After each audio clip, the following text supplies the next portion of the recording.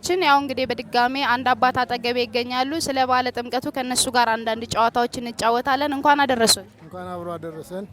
የዘንድሮ ጥምቀት አከባበር እንዴት ነው? ከሌላው ጊዜ ለየት ያደርገዋል። ምክንያቱም ባለፈው ጊዜ ጭንቀት ውስጥ ነበር፣ የማንፈልገው ጦርነት ውስጥ ገብተን ስንቸገር ነበረ። ያ ቀለል ብሎ እንዲህ ለማክበር ስላደረሰን እግዚአብሔር ክብር ምስጋና ይግባው። አምላካችን እናመሰግነዋለን። በጣም ደስ የሚል ነው። ደስ ብሎኛል በበኩሌ። እሺ ክርስቲያኖች ክብረ በዓልን ሲያከብሩ ምን ማድረግ አለባቸው? በምን ሁኔታ ነው መከበር ያለበት ይላሉ እርሶ? እንግዲህ ስርዓተ ቤተ ክርስቲያንን ጠብቆ የቤተ ክርስቲያንን ስርዓት ተከትሎ የአባቶችን መመሪያ ተከትሎ በስርዓት የመንግስትንም ሕግ አክብሮ እንዳለ በባህላችን መሰረት ባህሉ በሚያዘው መሰረት ሲከበር ነው ደስ የሚለው። እንደዚህ አይነት ይከበር እላለሁ እኔ በኩል ባህል ይጠበቅ ነው የምለው። እሺ እስቲ የጥምቀት ገጠመኝ ይኖሮታል ወጣት በነበሩበት ሰዓት?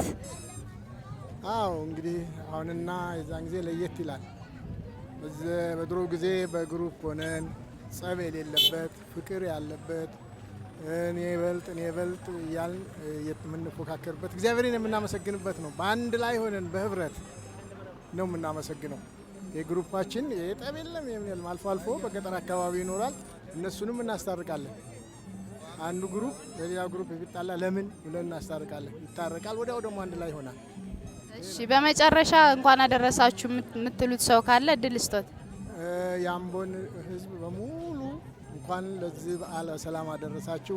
በዓሉንም በሰላም ለማክበር ስለተሳተፋችሁ በጣም አመሰግናለሁ። በእኔ በኩል እግዚአብሔር ይባርከን።